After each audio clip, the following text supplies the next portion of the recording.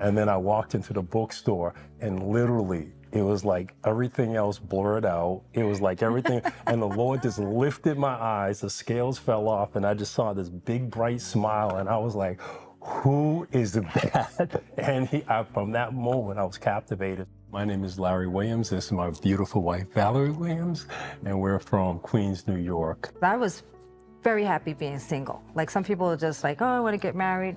I was okay being single. And I got married shortly after, we got married shortly after meeting. So our story was like, we met in February, we got married the following October. And looking back in retrospect, I see how the Lord had it all planned out. And I just think that that is so important, that you have a godly family, a husband and wife together. Has it always been easy? No, it's been challenging sometimes, but the importance of keeping your marriage on the foundation of the Word and allowing that to be final authority.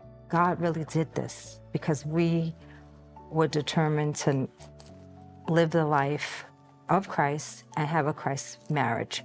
But praying has been my saving grace because I'm an only child, but he's from 5. So, and I didn't really trust my father because he wasn't there. And one of the things that I've learned is a lot of times in marriage, and this at least in our marriage, a lot of people have unspoken expectations. You have this expectation of a person, and then when they don't fulfill the expectations that they don't know you have, then they get offended. And that's where the Lord really started working on me. Why do you get so easily offended? And a lot of times it's our insecurities, things that we tell ourselves. The way I was, we would go, like we're working throughout the week, right? This early in our marriage. We would work, so we're busy doing our work. Then on the weekends, we had to be with each other. So I don't know, I would say something stupid. We would argue. I would stop talking. It would get me through the weekend. And then come Monday morning, I acted like nothing happened. Everything was perfectly good. And we would go again. And Friday night, you could set your clock. Something's gonna happen. We're not gonna speak. Monday morning, back to where, but what was doing is just building up walls. I didn't want to deal with the situation, but it just kept on building up a lot. And I think that was a major part of her frustration. We weren't really dealing with issues. I was just acting like everything was fine. And that's when we both said, look, we're from households where divorce was there, you know, and we said, we don't want our children to go through that. And we said, look, we're never going to utter the word divorce.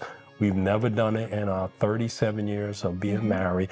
We didn't want to breathe life into that. And then the other thing, like I said before, is we just made the word just the final authority in our relationship. So even when we were going through things, you had to really, I mean, as stubborn as I could be, as much as I love the Word, I knew when I was standing against truth, and I knew when I was in the wrong, and then I had to repent. That only comes through me praying. It was her prayer to the Lord, because I didn't even know. She trusted the Lord. She trusted to pray, because I had prayed everything there is to pray. So now you just pray in tongues, and then you just wait. You don't learn anything else. Learn to pray. Learn to intercede. Learn your heavenly language. I am proof that the Lord does work on us. The Lord works miracles. You just got to trust Him and believe.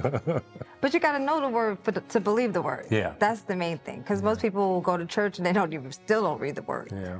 But you got to know the Word to believe the Word. But it's the truth that you know that sets you free.